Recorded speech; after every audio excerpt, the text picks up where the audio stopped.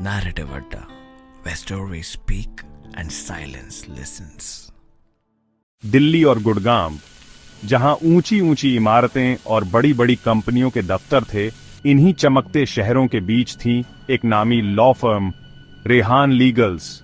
इस फर्म को 3 दोस्तों रेहान, जुनैद और अमीना ने मिलकर खड़ा किया था। तीनों अपनी मेहनत से बुलंदियों पर थे, लेकिन उन्हें कहां पता था कि एक फैसला उनकी किस्मत बदल देगा। तीनों ने गुड़गांव के पास नूह में एक नया ऑफिस खोलने का फैसला किया। जब वे नूह पहुंचे तो वहां का माहौल किसी पुरानी कहानी जैसा था। ऊंची ऊंची झाड़ियों से घिरे रास्ते, घने पेड़ों के झुरमुट और एक पुरानी तहसील की इमारत जिसके मोटे पत्थरों की दीवारें अब भी समय का भार संभाले खड़ी थीं। उसी जगह उन्हें आलिम नाम का किसान मिला, जिसने 500 गज की जमीन बेचने की पेशकश की। जमीन घने विशाल पेड़ों से ढकी थी, जहां असंख्य पक्षी बसेरा करते थे। यह जगह रहस्यमयी थी, जैसे कोई अदृश्य शक्ति वहां बसती हो।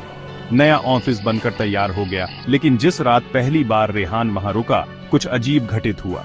खिड़की के पीछे कोई परछाई थी। रेहान जब पास गया तो एक विशाल चील अचानक खिड़की पर आ टकराई। शीशे चकनाचूर हो गए और डर के मारे रेहान तहसील की ओर भागा, लेकिन चील उसके पीछे थी। सुबह लोगों ने देखा रेहान का खून से लथपथ शरीर, चेहरे और गर्दन पर गहरे पंजों के निशान, एक गहरी सिहरन सबके रोंगटे खड़े कर गई। कुछ दिनों बाद जुनैद ने भी वही अंजाम पाया, खून से सना शरीर, वही पंजों के निशान। यह सिलसिला क्या था?